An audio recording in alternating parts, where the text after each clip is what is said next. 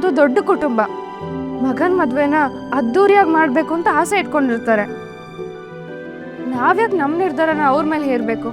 ಅವ್ರಿಗೆ ಹೇಗ್ ಬೇಕೋ ಹಾಗೆ ಧೈರ್ಯವಾಗಿ ಮದ್ವೆ ಆಗ್ಬೇಕು. ಏನೋ ಅದ್ದೂರಿ ಮದ್ವೆನಾ ಅಂತ ಕೊಲೆಗಡಕರು ಫ್ಯಾಮಿಲಿ ಜೊತೆ ಸಂಬಂಧ ಬೆಳೆಸ್ತಾರದೆ ನಾವು ಮರ್ಯಾದೆ ಬಿಡೋ ಅಂತ ಕೆಲ್ಸ. ಅಂತದ್ರಲ್ಲಿ ಮೆರವಣಿಗೆ ಬೇರೆ ಮಾಡ್ತೀರಾ? ಬಾಯಿ ಮುಚ್ಕೊಂಡಿದ್ರೆ ಸರಿ ಭವ್ಯ. ಯಾಕೆ ಬಾಯಿ ಮುಚ್ಕೊಂಡಿರ್ಬೇಕು? ನಾನೇನ್ ತಪ್ಪು ಮಾತಾಡ್ದೆ ಇವಾಗ?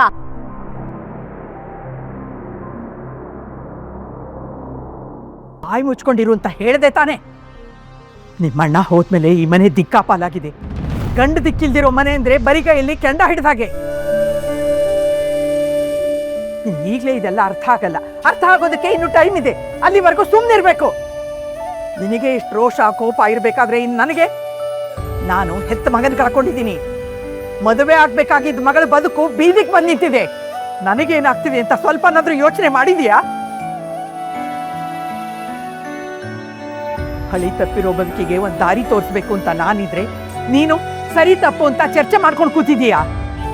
ಇಷ್ಟು ವರ್ಷ ಬಾಳಿ ಬದುಕಿ ಕಷ್ಟ ಸುಖ ಕಂಡಿರೋ ನಾನು ಈಗ ನಿನ್ನಿಂದ ಪಾಠ ಕಲಿಬೇಕಾ?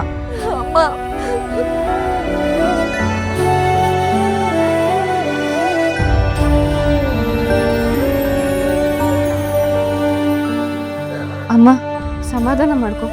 ಭವ್ಯ ಮೊದಲು ಅಳೋದು ನಿಲ್ಸು. ನೋಡು, ಎಲ್ಲರೂ ಒಳ್ಳೇದಕ್ಕೆ ಮಾತಾಡ್ತಿದ್ದೀವಿ. ನಾವು ಯಾರು ಮನಸ್ಸು ಕೆಡ್ಸ್ಕೊಳ್ಳೋದು ಬೇಡ.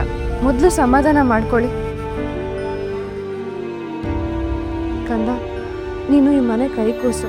ನಿನ್ನ ತಲೆಯಲ್ಲಿ ಇಷ್ಟೆಲ್ಲ ಯೋಚನೆಗಳು ಬರಬಾರ್ದು. ನೀನು ಮಗು ಥರ ಇದ್ರೇ ಚಂದ. ಅರ್ಥ ಆಯ್ತಾ? ಅಮ್ಮ ತಿಂಡಿ ಹಾಕೊಡು, ನಂಗೆ ಲೇಟ್ ಆಗಿಬಿಡುತ್ತೆ, ನಾನು ಹೊರಡಬೇಕು. ಸರಿ ಪುಟ್ಟ, ಕಲ್ಯಾಣಿ ತಟ್ಟೆ ತಗೊಂಬ. ಬಾರೆ.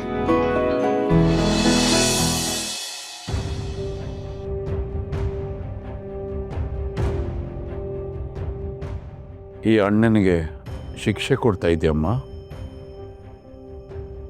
ಏನೋ ಕೋಪದಲ್ಲಿ ಒಂದೆರಡು ಮಾತು ಹೇಳಿದ್ದೀನಿ, ಅಷ್ಟಕ್ಕೆ ನೀನು ಮನೆ ಬಿಟ್ಟು ಬಂದ್ಬಿಡದ?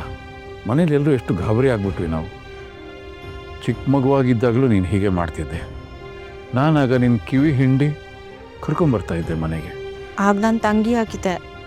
ಈಗ ಊರಲ್ಲಿ ನಾನು ಒಬ್ಬಳ್ತಾನೆ. ನನ್ನ ಕೋಪ ನಿನಗಿಂತ ಚೆನ್ನಾಗಿ ಯಾರಿಗೆ ಗೊತ್ತು? ಆ ಸಂದರ್ಭದಲ್ಲಿ ನಾನು ಏನು ಮಾತಾಡ್ತೀನಿ ನನಗೇ ಗೊತ್ತಿರಲ್ಲ. ನಿನಗದು ಚೆನ್ನಾಗಿ ಗೊತ್ತಿದೆ. ಅದನ್ನೆಲ್ಲ ಮನ್ಸಿಗೆ ಹಾಕೋತಾರೇನಮ್ಮ. ನಡಿ ಮನೆಗೆ ಹೋಗೋಣ. ಕೋಪ ಬಂದಾಗಲೇ ಮನಸ್ಸಲ್ಲಿರೋ ಸತ್ಯ ಎಲ್ಲ ಹೊರಗೆ ಬರುತ್ತಂತೆ.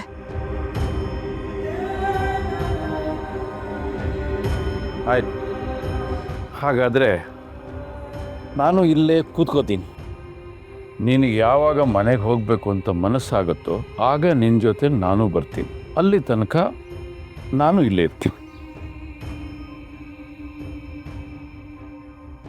ನನ್ನ ಬಗ್ಗೆ ನಿನ್ಗೆ ಯಾಕಣ್ಣ ಯೋಚನೆ? ನಾನು ಇಲ್ಲಿದ್ರು ಒಂದೇ, ಅಲ್ಲಿದ್ರು ಒಂದೇ. ಹಾಗೆಲ್ಲ ಮಾತಾಡಬೇಡ ಯಶು. ನನ್ನ ಮನಸ್ಸಿಗೆ ಭಾಳ ನೋವಾಗುತ್ತೆ. ದುಡ್ಕಿ ಏನೋ ಮಾತಾಡಿದ್ದೀನಿ, ಅದನ್ನೇ ನಿನ್ನ ಮನಸ್ಸಲ್ಲಿ ಇಟ್ಕೊಂಡು ಈ ರೀತಿ ಎಲ್ಲ ಮಾತಾಡಬಾರ್ದು. ನೀನು ನನ್ನ ತಂಗಿ ಅಷ್ಟೇ ಅಲ್ಲಮ್ಮ, ಈ ಮಕ್ಕಳಿಗೆ ತಾಯಿ ಕೂಡ.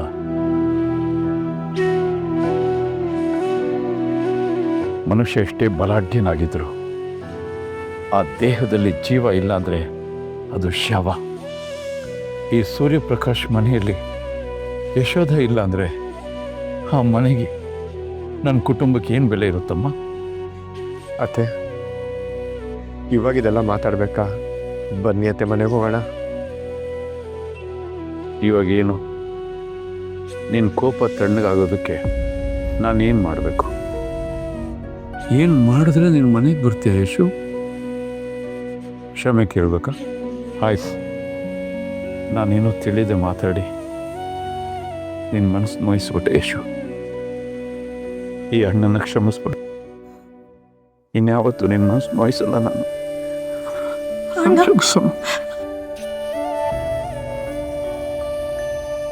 ನಿನ್ನ ಕಣ್ಣಲ್ಲಿ ನೀನು ನೋಡೋದಕ್ಕೆ ನನ್ನ ಕೈಲಿ ಆಗಲ್ಲ ಅಣ್ಣ. ಸಾರಿ ಅಣ್ಣ, ಸಾರಿ.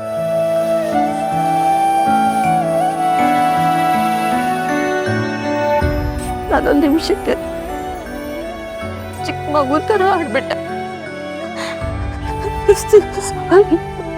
ನೀನೆಷ್ಟೇ ದೊಡ್ಡವಳಾದರೂ ಈ ಅಣ್ಣನ ದೃಷ್ಟಿಯಲ್ಲಿ ಇನ್ನೂ ಚಿಕ್ಕ ಮಗು.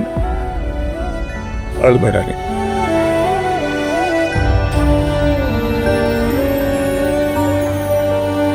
ಮನೆಗೆ ಬರ್ತೀಯಲ್ವಾ?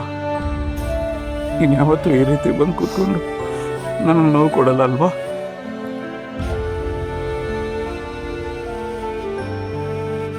ಸಾರಿ ಅಮ್ಮ, ಸಾರಿ.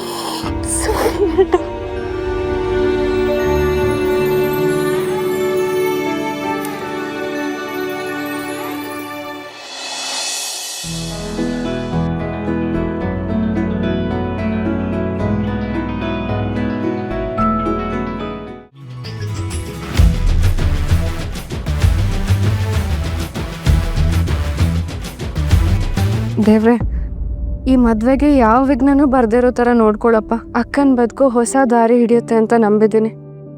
ಅವಳಿಗೆ ಯಾವ ತೊಂದರೆನೂ ಬರ್ದೇ ಇರೋ ಹಾಗೆ ಅವಳಿಗೆ ಬೆನ್ನಿಗೆ ನಿಂತು ನೀನೇ ಕಾಪಾಡಬೇಕಪ್ಪ.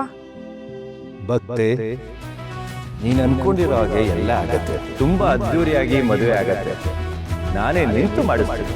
ಈ ಮದುವೆಗೆ ನಾನೇ ಸಾಕ್ಷಿ.